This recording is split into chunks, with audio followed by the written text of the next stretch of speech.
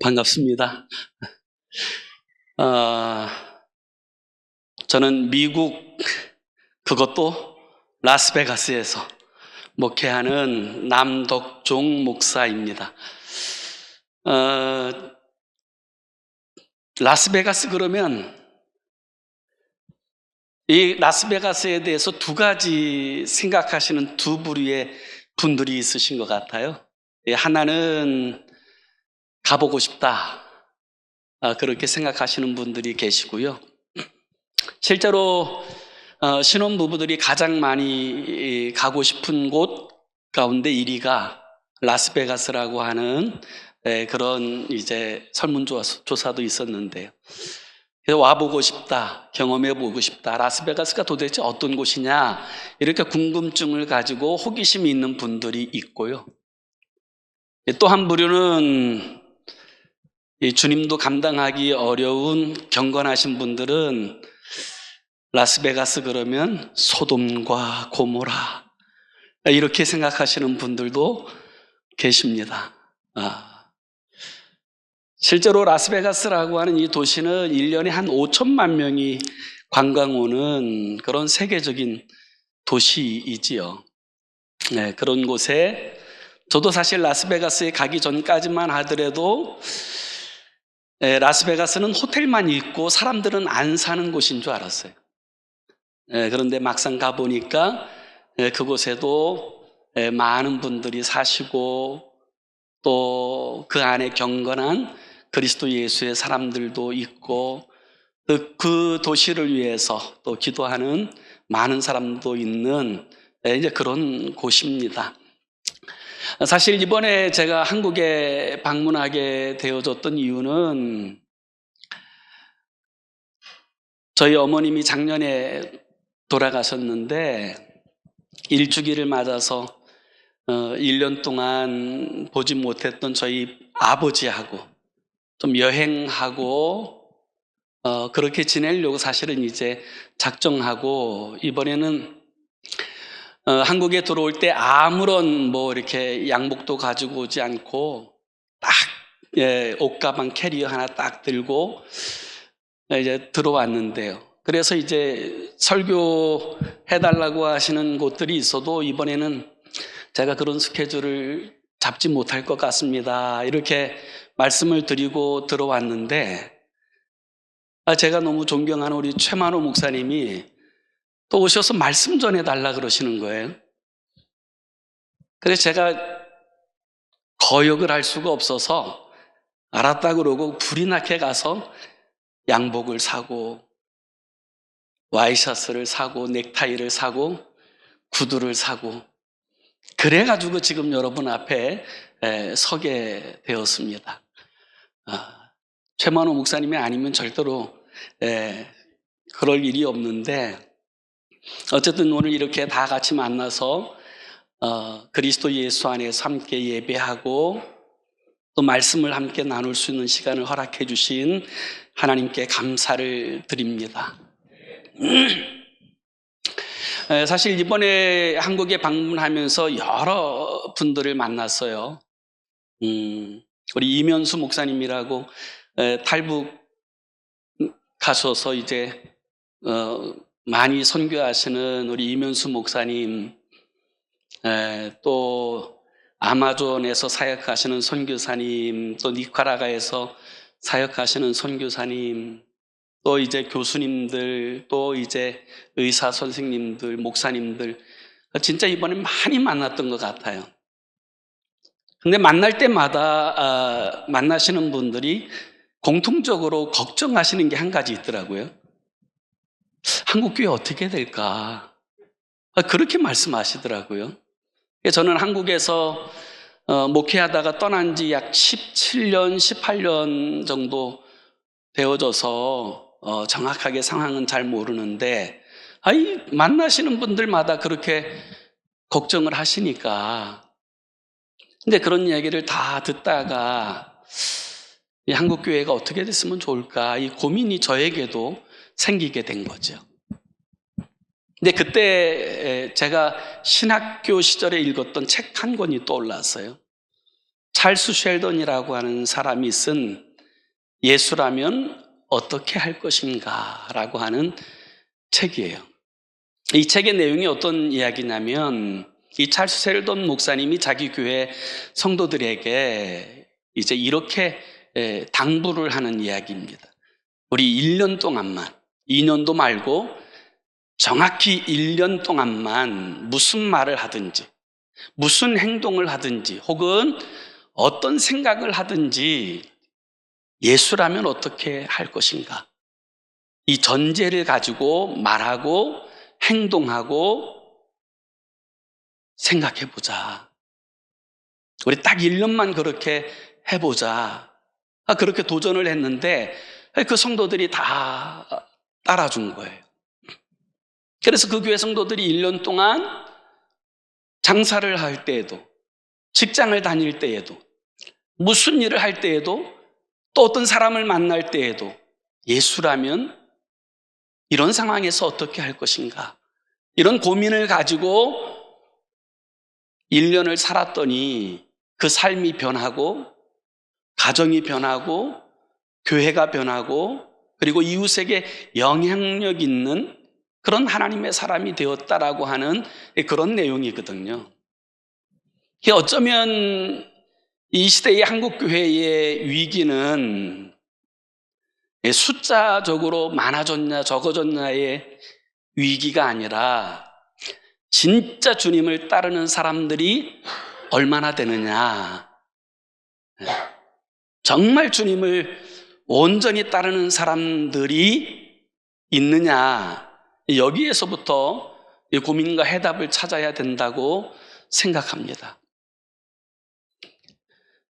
데이빗 플랫이라고 하는 목사님이 계세요. 젊은 목사님이신데 이 목사님이 신학교를 졸업하고 박사과정을 마친 후에 이 젊은 목사님이 미국의 큰 교회의 담임 목사로 갑니다. 그래서 이제 굉장히 부푼 꿈을 가지고 목회에 대한 거룩한 열정을 가지고 큰 교회에 가서 목회를, 사역을 시작하고 경험해 보니까 성도들이 그리스도 예수의 제자다운 성도가 많지 않고 대부분 예수를 믿는다고 하면서도 성공지향적인 삶을 살아가고 있는 그 성도들의 모습을 보면서 이 젊은 목사님이 굉장한 고민에 빠졌어요. 이렇게 믿는 게 맞나? 이런 고민을 가지고 있다가 이분이 레디컬이라고 하는 책 한 권을 씁니다. 그 레디컬이라고 하는 이 책에 보면 이 목사님이 뭐라고 도전하냐면 교회 안에 성공지향적인 성도들이 아무리 많아도 그 공동체, 그 교회를 통하여서는 절대로 세상에 거룩한 영향력을 나타낼 수 없다. 그러므로 진짜 그리스도 예수의 제자 되어진 한 사람 한 사람씩 세워내는 것이 교회의 사명이고, 그리고 그 일들을 통하여서 세상을 변화시키는 그런 공동체가 되어질 수 있다는 사실을 도전하기 위하여 쓴 책이 레디컬이라고 하는 책이에요. 사랑하는 성도 여러분, 우리는 어떻습니까? 우리가 이렇게 함께 예배를 드리고 있는데 우리는 진짜 그리스도 예수의 제자로서 주님을 온전히 따라가고 있습니까? 아니면 주일에 와서 예배하는 것 외에 세상적 성공지향주의를 추구하고 살아가고 있지는 않습니까? 오늘 우리가 읽은 이 본문의 말씀의 내용을 가만히 살펴보면 주님 앞에 나오는 수많은 사람들이 있었는데요. 주님은 그 주님 앞에 나온 수많은 사람을 딱 두 부류로 말씀하세요.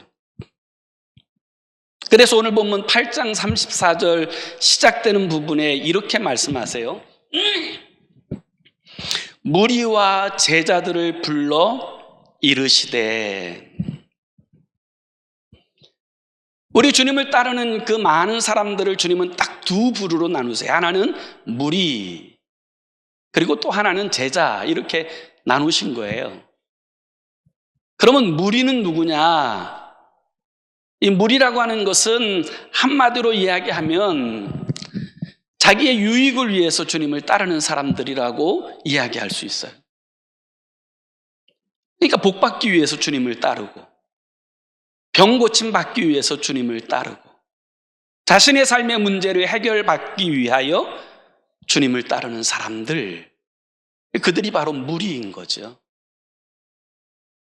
이런 무리의 사람들은 주님 앞에 열광도 하지만 또 언제든지 돌아설 수 있는 사람들, 그들이 바로 무리인 거죠. 환호하기도 하지만 얼마든지 돌아설 수 있는 사람들, 그들이 무리인 거죠. 그래서 주님은 이 무리들에 대하여서는 크게 관심을 갖지 않으셨어요. 그 사람들이 자신들을 따라오느냐 따라오지 않느냐 이거에 대해서 별로 개의치 않으셨어요. 실제로 이 무리들은 얼마든지 주님을 환호하고 따라가도 언제든지 자신의 욕구가 해결되거나 혹은 자신이 원하는 바가 충족되지 못할 때 돌아설 수 있는 사람들이에요. 그래서 이 무리들이 예수님이 십자가 지시기 위해서 예루살렘으로 입성하게 될 때 종려나무 가지를 꺾어서 그 길가에 펴고 자기의 옷을 벗어서 예수님 가시는 그 길가에 펴놓고는 호산나, 다윗의 자손으로 오시는 왕이여, 그렇게 찬송하였었지만 제사장들의 매수가 들어오게 되자 한순간에 돌변하여서 예수를 십자가에 못 박으라, 그렇게 소리치던 사람들이 무리 아닙니까? 심지어 십자가에 달린 예수를 향하여 조롱하였던 사람들. 그 사람들이 바로 무리예요. 반대로 제자는요, 자신의 유익을 위해서 따라가는 사람들이 아니라 주님의 영광을 위하여 따라가는 사람들이에요. 예수 믿는다고 하는 일이 나에게 얼마나 도움이 되냐 안 되냐 그것을 저울질하는 사람들이 아니라 주님을 온전히 추종하고 순종하고 주님을 위해 죽음 가운데로 나아갈 수 있는 사람들, 그들이 바로 제자인 거죠. 케일 아이들몬이라고 하는 사람이 쓴 책 가운데 팬인가 제자인가라고 하는 책이 있어요. 이 책에 보면 이 팬과 제자의 차이점을 이렇게 이야기해요.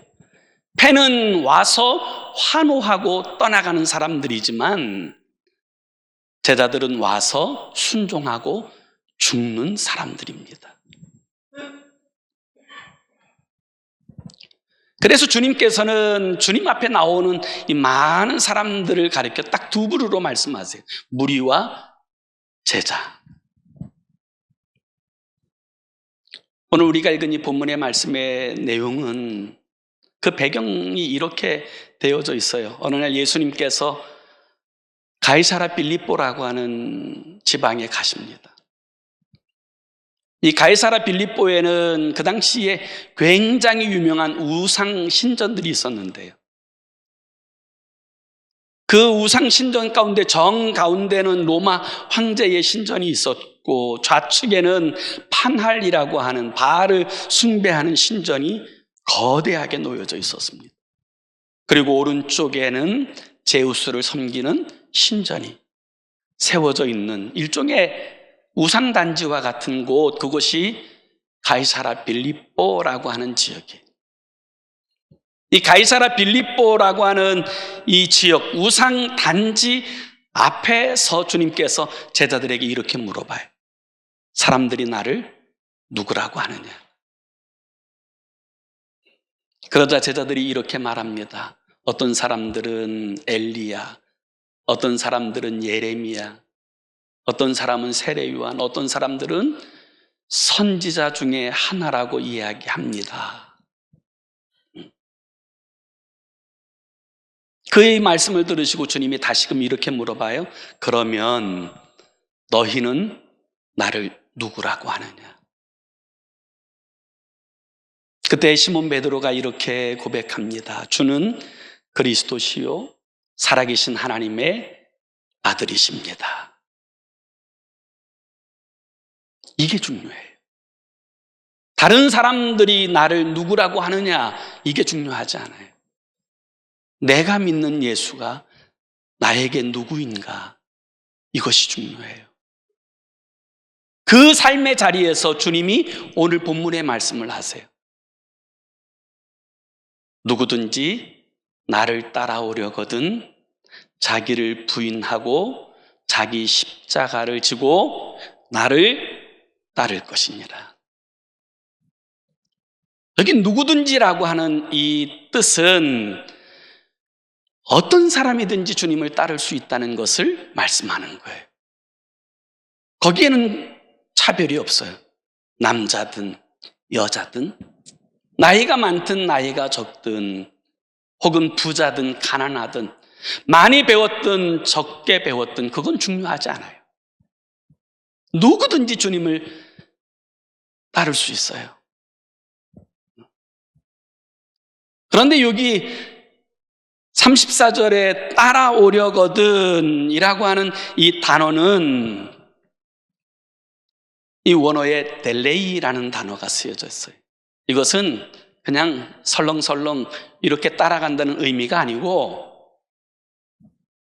그 따라감에 있어서 자기의 모든 열망을 담고 있는 그 상태를 말하는 거예요. 그냥 적당히 따라가는 따라감이 아니고 이 델레이라는 단어는 이 목숨을 걸고 따라가는 그 열망, 그 소망이 거기에 있는 이 상태를 말하는 거예요. 그렇게 주님을 따라오려면, 그리고 나서 주님이 말씀하시는 내용이 누구든지 자기를 부인해야 된다. 자기를 부인해야 된다. 여기 자기를 부인하고라고 하는 이 단어가 영어에서는 deny himself라고 하는 이 단어가 쓰여졌어요. 이 단어는 어떤 뜻이냐면 이 자기를 부인한다고 하는 이 말은 그 자기 자신에 대해서 아니요 할 수 있는 이 상태를 말하는 거예요. 죄가 욕망이 우리의 삶을 흔들려고 미혹할 때 아니요, 분명하게 거절할 수 있는 이 상태, 이것이 부인하고예요. 그리고 또 하나는 뭐냐면 내가 주인이 아니다, 이런 뜻이에요. 내가 주인이 아니다. 이게 중요해요. 오늘 이 현대는요, 자기 우상 숭배주의라고 그렇게 이야기할 수 있어요. 그래서 미국의 유명한 영적 심리학자 가운데 폴 버츠라고 하는 심리학자는 이렇게 이야기했어요. 오늘 이 시대의 최고의 우상, 최고의 이단은 자기를 숭배하는 것이다. 자기를 숭배하는 것이다. 제가 물 좀 마시고 갈게요. 아까 찬양을 제가 너무 열정적으로 불러가지고,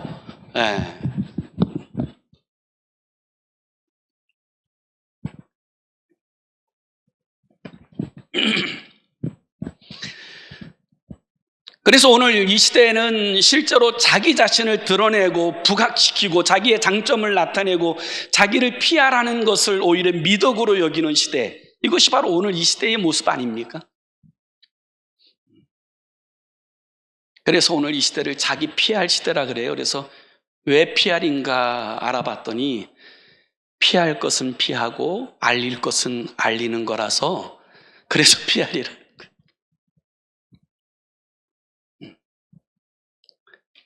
오늘날 많은 사람들이, 심지어 그리스도인이라고 불려주는 사람들조차도 예수 그리스도를 내 인생의 진정한 주인으로 인정하고 고백하고 그리고 순종하고 따라가기보다는 내가 주인 되어진 사람으로 행하여 살아가고 있지 않는지, 내가 우상이 되어져 있지 않은지 돌아볼 필요가 있다라는 거예요. 어제는 제가 우리 라스베가스 필그림 교회에서 이제 공부하고 한국으로 내려와서 이제 경북대학교 교수가 되어진 집사님 한 분이 계신데 대구까지 내려와 달라고 이렇게 KTX 그걸 끊어줘서 이제 잠시 시간이 나서 KTX 타고 가면서 제가 넷플릭스의 다큐멘터리 가운데 나는 신이다 라고 하는 이 다큐멘터리를 오고 가면서 봤어요. 그런데 너무 마음이 힘들더라고요. 그를 추종하는 사람들도 너무 불쌍하기도 하고 안타깝기도 하고 그분들이 피해자이면서 동시에 가해자이기도 한 이런 모습이 굉장히 마음이 안타깝고 막 분노가 일어나더라고요, 속에서. 제가 원래는 참 이렇게 부드럽고 유한 사람인데 그걸 보니까 막 분노가 일어나더라고요. 그리고 나서 이제 대구 갔다 와서 저녁 늦게 저희 집에 돌아와서 가만히 앉아 있는데 이런 생각이 드는 거예요. 나는, 우리는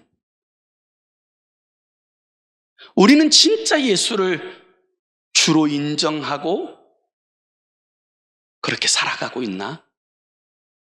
나 자신이 부인되어서 철저하게 자신을 낮추고 예수 그리스도만 온전히 주님이시라고 하는 이 사실들을 입술의 고백만 아니라 삶으로 인정하고 살아가고 있나? 이 부분들이 묵상이 되니까요. 고개 들기가 힘들더라고요.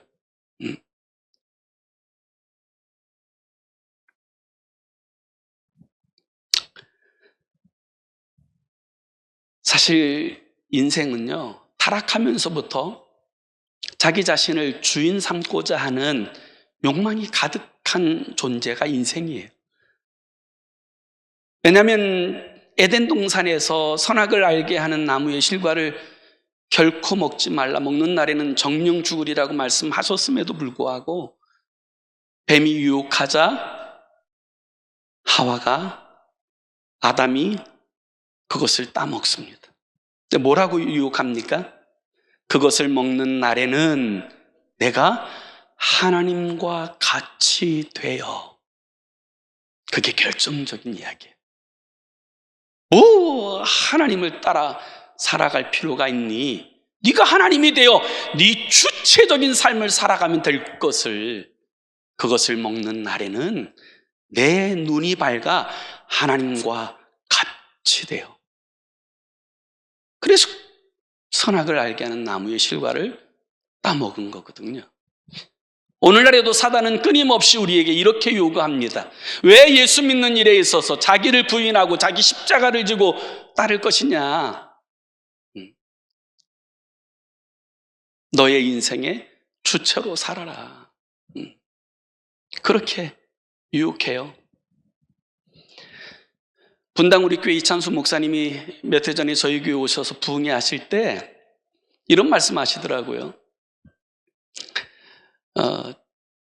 당신 이렇게 젊었을 때 굉장히 유행했던 노래 하나가 있었대요. 그 민혜경 씨가 불렀던 내 인생은 나의 것, 내 인생은 나의 것. 그래가지고 손대지 말라는 거 아니에요, 사실. 너 인생 내가 알아서 다 하겠다는데 왜 부모님이 참견하고 왜 그런 일에 관여하느냐? 내 인생 내가 알아서 할 테니 놔둬라.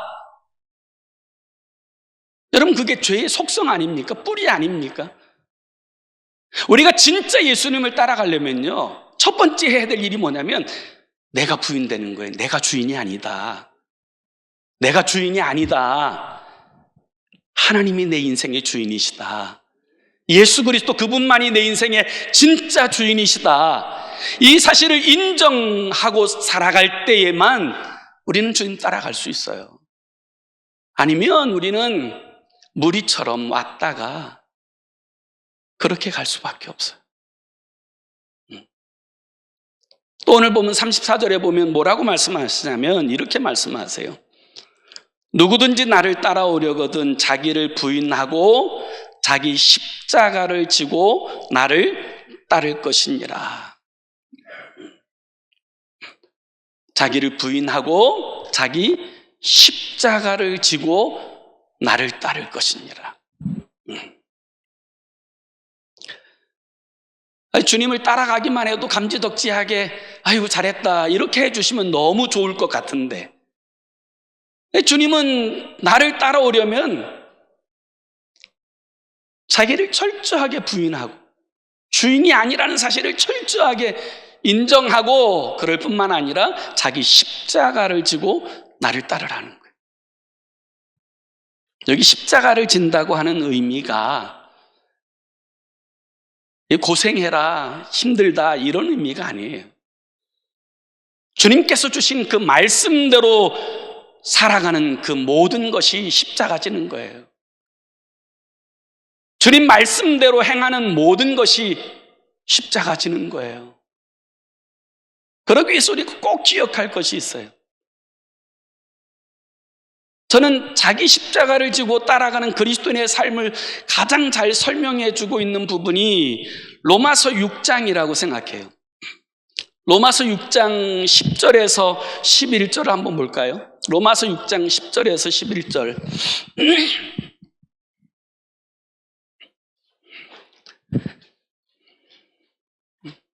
우리 10절과 11절 함께 읽어봅니다. 시작. 그가 죽으심은 죄에 대하여 단번에 죽으심이요 그가 살아계심은 하나님께 대하여 살아계심이니 이와 같이 너희도 너희 자신을 죄에 대하여는 죽은 자요 그리스도 예수 안에서 하나님께 대하여는 살아있는 자로 여길지어다. 아멘. 여러분, 십자가 지고 주님을 따라가는 이 삶에 대하여서 그 로마서 6장 10절 11절은 이렇게 설명하는 거예요. 예수 그리스도의 십자가의 사건이 죄에 대하여 단번에 죽은 사건이고 그리고 하나님께 대하여 살아나는 그 영적 사건이라면 너희도 그리스도 예수 안에서 예수 그리스도의 십자가에 우리가 동참하였고 예수 그리스도의 부활에도 우리가 영적으로 동참한 자가 되어진 줄로 믿습니다. 그런 사람들은 어떻게 살아야 된다고요? 죄에 대하여는 죽은 자로 살아야 된다는 거예요. 다시 표현하면요, 죄에 대해서 반응하지 않고, 죄가 아무리 우리를 유혹해도 난 죽었어, 반응하지 않고, 반대로 하나님께 대하여는 산 자로 여길지어다. 하나님께 대하여 반응하는 사람들, 그것이 그리스도 예수의 사람들의 삶의 모습이어야 된다는 거예요. 그런데 많은 경우에 반대로 하지 않습니까? 죄가 유혹하면 바로 즉각 반응하다가 하나님의 말씀에 대하여는 너무 무감각한 그런 삶이 우리들의 삶이 되어질 때 위기가 오는 거예요. 교회의 위기가 오고 가정의 위기가 오고 한국 기독교의 위기가 오고 어려움이 오는 거예요.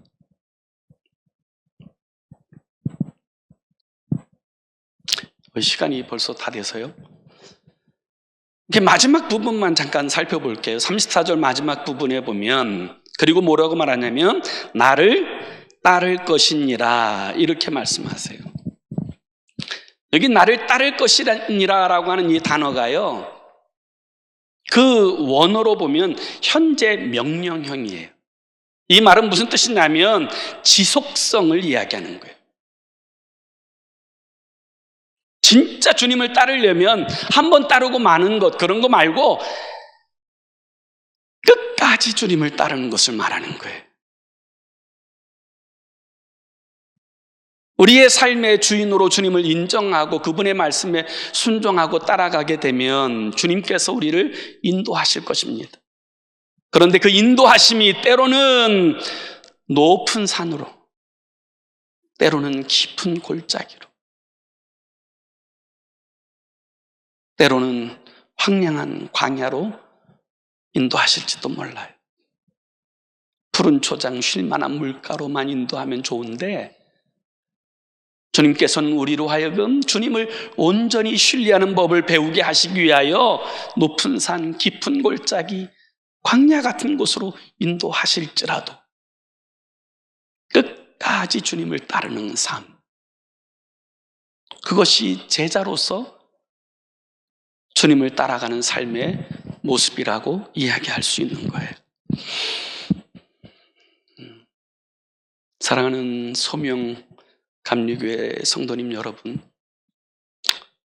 우리는 무리입니까? 아니면 제자입니까?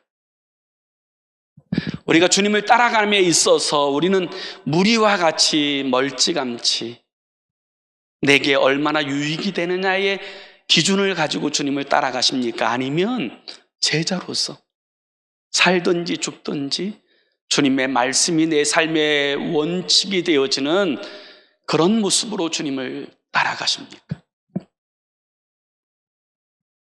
예수님을 믿는다고 하는 것은 한마디로 표현하면 예수 그리스도의 지배를 받는 것을 말하는 거예요.